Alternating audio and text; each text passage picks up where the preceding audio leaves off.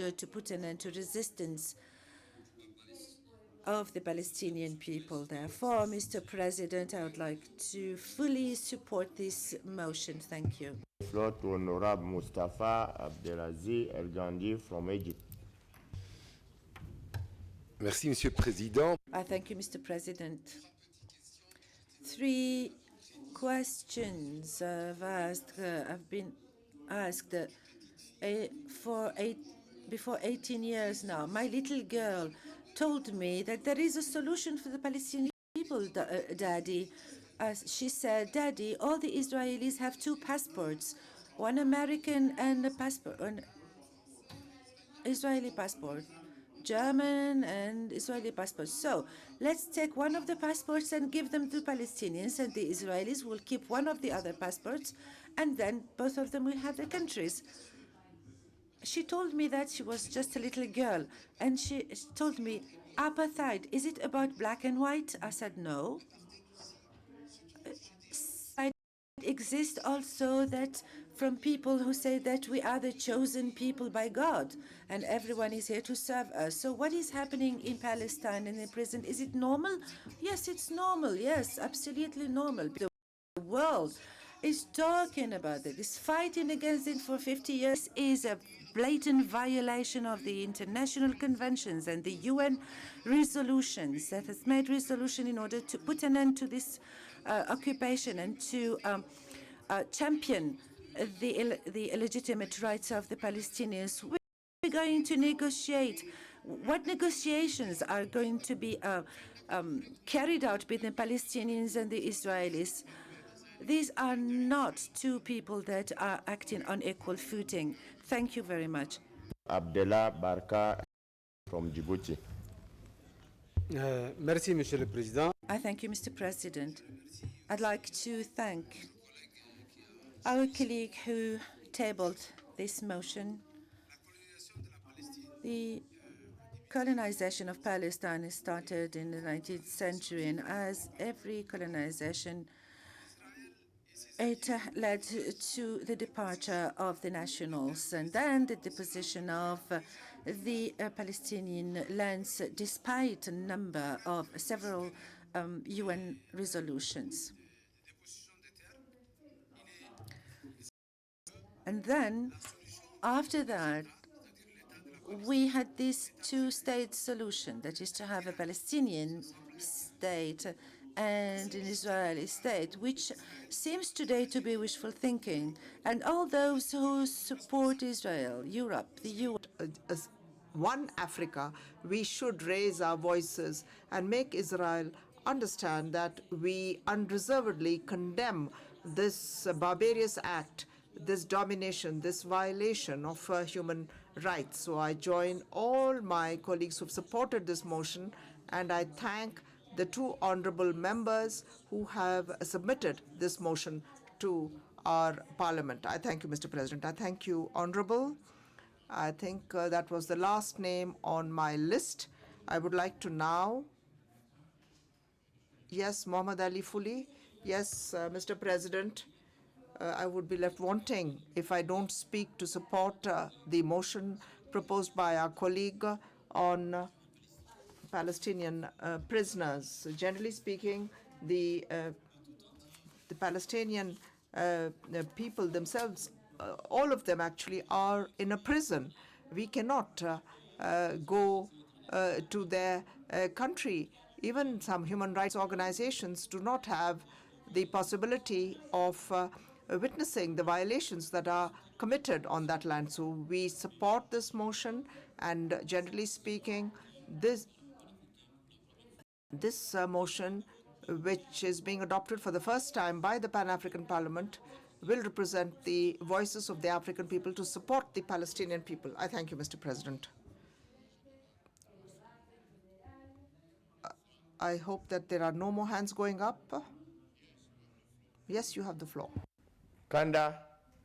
Commander, you have the floor. Excuse me. My name is Sidia. No, Gata. please. I do admit a separate set of rules and regulations that govern us as members of parliament. to the African Union for approval to remove this anomaly, Mr. President. This has carried on for too long. As you all know, I'm also an old member since 2004, and this has been the case except in 2008, when things changed for a year.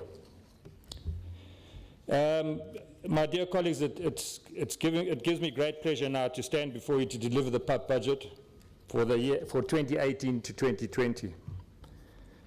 However, before doing so, Mr. President, honourable members, I'd like to sincerely thank my committee, the Committee on Monetary and Financial Affairs, for the mature and enlightening debates we have held in the past few months during the course of our committee meetings, and for the political maturity they have shown in what I believe is slowly becoming a Members of Parliament driven budget.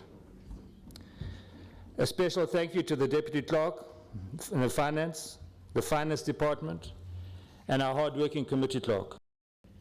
It is also pleasing to note, Mr. President, that this year we have correct procedure in using Rule 82 of our Rules of Procedure in presenting this budget to plenary.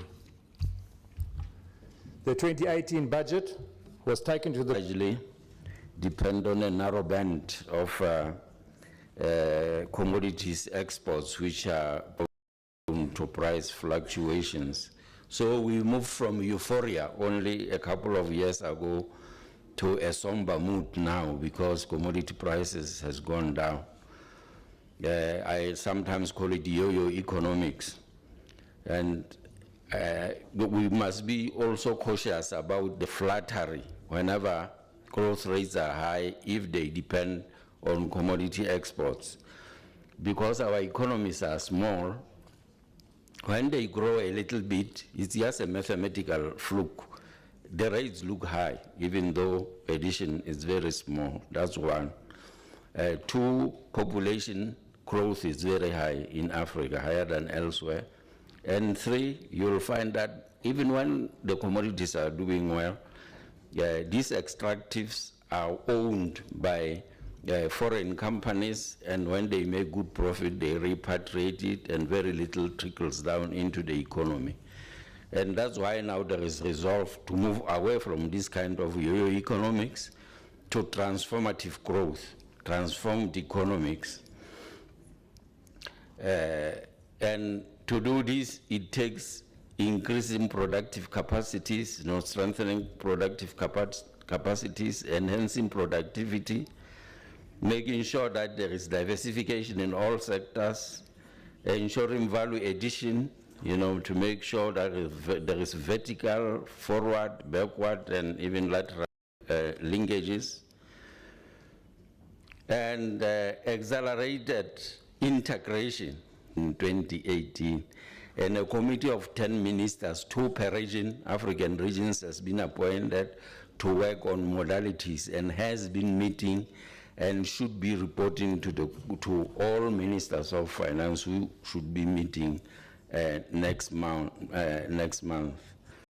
So modalities are being worked on. Even where there are exceptions to the levy, something will be where some formula will be found to address that. So this is, the efforts are afoot to improve statistics. Because statistics is light. You know where you have been, where you are, and where you may go or may not go through statistics. And so if our ambitions are what we have said, we need quality statistics, proper scope, accurate, high quality and timely statistics. Having said that, Mr. President and honorable members, let me say that remittances continue to be a major source of financing in Africa, reaching 64 billion in 2015. So it's continuing the amount is continuing to increase and to compete, in fact, to be more than official development assistance.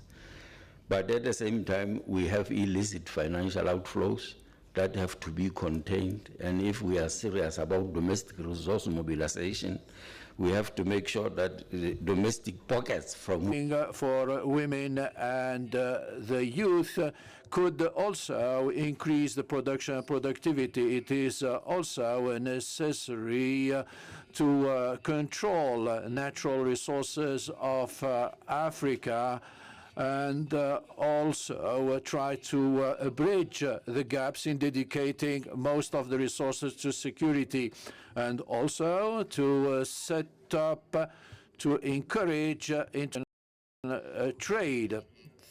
The floor to Honorable Lloyd Kasingo from Namibia. I didn't register. Anyway, I support the budget. Thank you. Thank you. Merci beaucoup. Merci. Thank you. Je donne la parole à Nora. The floor now to Santos Vanita Kilian, Honorable Vanita Kilian from South Africa. Thank you, Mr. President. I must say that I found both reports very enlightening, especially the one from the Commissioner. Mr. President, it just shows how much of political oversight work that we still need to carry out.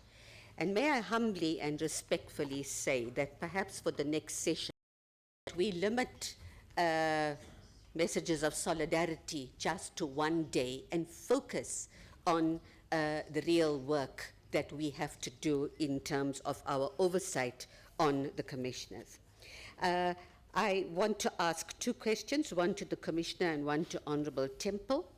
To the Commissioner, you spoke about the African Centre for Diseases Control.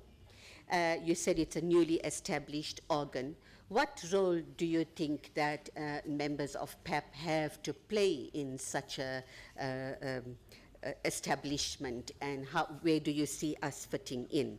I would like to thank the committee,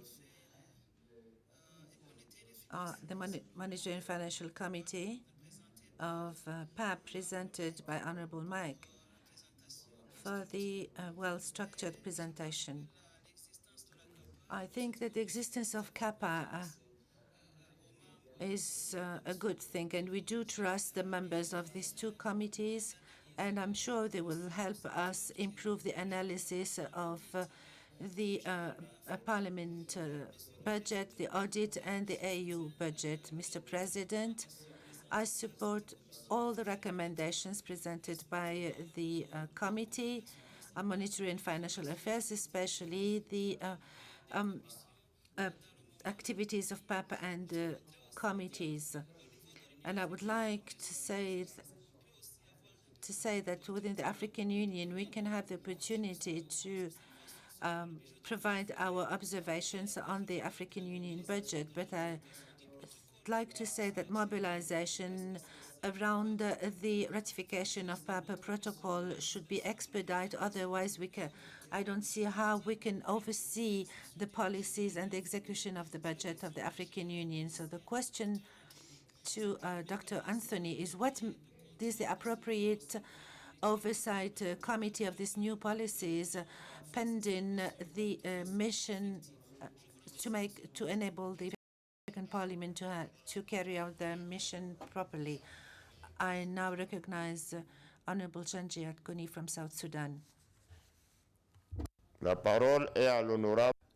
I recognize Honorable Onyango Ongenga Latigo Maurice from Uganda. You have the floor, Prof.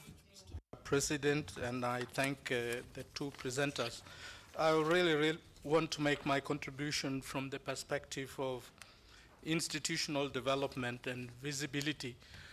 I have an extreme difficulty in how this budget process is being handled. I'm sorry to say this.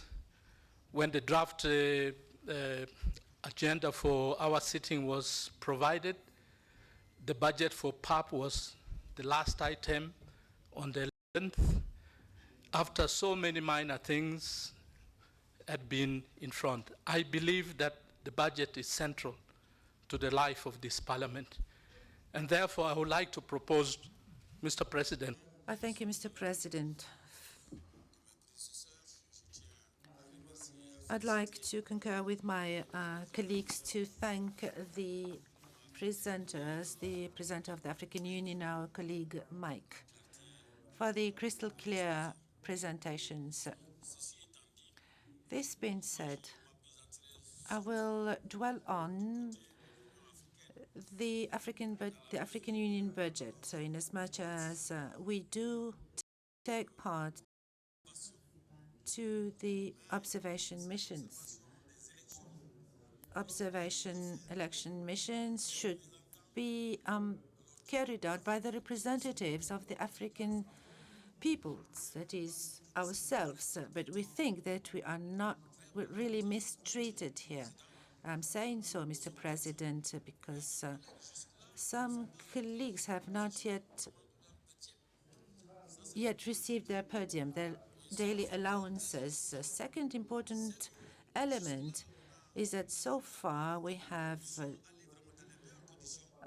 spared no effort to secure the best conditions. When our country sent us to the Pan-African Parliament, we come on business class, but when we go to the African Union, we are sent in economy class, whereas the staff of the African Union use business class, which is the envelope that is provided for the Pan-African Parliament that the committee works on in terms of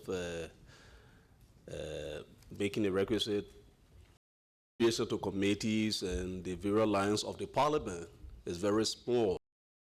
This Parliament, in my view, and I should believe in the view of most of us, is the engine of the African Union. And a lot of the work that needs to be done by the Union can be done through this Parliament. But the amount that is provided us in the budget, the overall budget, is very small. Just about 2% of the overall budget is so insufficient. So I should like to suggest to the Honorable Commissioner, now that he's present here, that in the next that the Committee on Finance can be a part of the budget formulation process so that we can make the necessary representation on behalf of the Parliament so that our own internal organs, such as the Bureau of the Caucuses, the committees, can be financed appropriately so that we can help the AU in achieving Agenda 2063. Thank you. Merci beaucoup. La parole. Thank you very much. I'll now call on Honorable Ahmad Tahir Ahmad from Chad. Thank you, Mr. President. I would like to also thank two speakers for their excellent reports. Mr. President, the Pan-African Parliament does need adequate financial resources for its functioning. I'd like to commend the initiative of the Committee on Financial and Monetary Affairs, which by establishing a subcommittee which is supposed to work with the departments of PAP, which are involved in resource mobilization. This is a definite budget, but we have never received the results of the audit exercise of the past budget. And this is the reality, and we would like to have an idea of what happened in the past. We need this feedback. Every year we seem to adopt the budget, but we never obtain the audit results. So it might be useful to receive the audit results of the budget of the African Union. This is a request. We would like to have a comprehensive list of countries which have not paid their dues.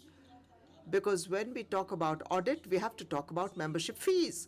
Well, if the countries don't pay their membership fees, then we cannot talk of a budget. And every year when we talk about the budget, the countries who are here, we should be informed about those in arrears. Thank you.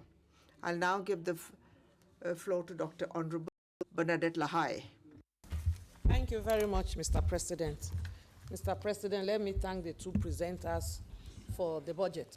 Of course, I thank especially Temple. The budget is very clear with all the recommendations that has been made to improve on budget implementation, especially program budget. For the AUC, I have 3 questions for you, sir. Question number 1.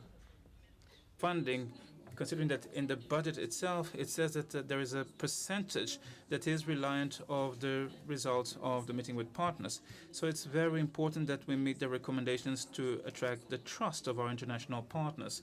Lastly, I'd like to commend the African Union for prioritizing the gender equality agenda in its budget and in the PAP budget as well. Thank you. I think I have finished reading the names on the piece of paper I had here. Well, all the lists that I received have been completed. Yes, please, you have the floor. After him, it's you. There's somebody behind you. Yes, Professor, you have the floor. Mr. President, I did hand in my name earlier in the morning. Thank you very much for the opportunity. As a member of the Finance Committee, I would also like to add my voice of thanking our chairperson for the excellent work he's doing, and also for the excellent presentation from the Commission of the AU. Mr. President, I think the chairperson of our committee made a statement which is very profound, namely that committee activities should inform the budget process and not vice versa. And that's exactly the role of the committee, to ensure that the committees of PAP are functioning effectively, efficiently, and are delivering on their activities. There can never be a parliament without members of parliament, and we must give attention to the work of the committees. This is in line with the collegial model of a parliament like ours, shared responsibilities through the committees. I think that's paramount. For the AU budget, Mr. President, I think the challenge is our oversight role. I think we need more time to interrogate the AU budget. For example, 60% of the budget is for peace. The technical one, the political approach was recurrent. Why are not doing this and are doing this? And I would like to take care of the questions of a political aspect. I think that only one of our colleagues has really pointed to our reality. The Honorable from Rwanda said, let's ratify Malabo Protocol. This is the only solution that we have.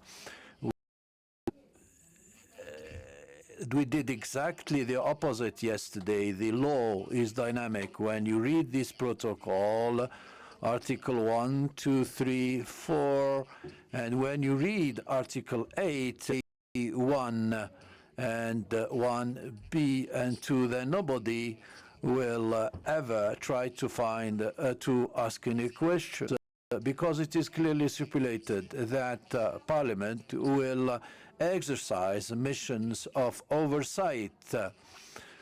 But today we do not have this power. And we all talk about the budget. We know how the budget is prepared in our countries. The Parliament, our budget is a part and parcel of the budget of the African Union. So as long as we do not have elements which allow us to... Is on committee activities. Yes, committee activities are integral to the operations of Parliament. And that's why we've made a recommendation that the committees need to get their activities to us in March so we can include it in the budget. Because what's happened in the past, Mr. President, is that, as I said, the activities only came to us in October. And by then the budget had already been passed. So there was nothing that we could do to change it. So it's very important to get committee activities to the Committee on Finance early. And Mr. President, the issue of, and it's an issue that I've raised on numerous occasions, other members raised on numerous occasions, how MPs are treated.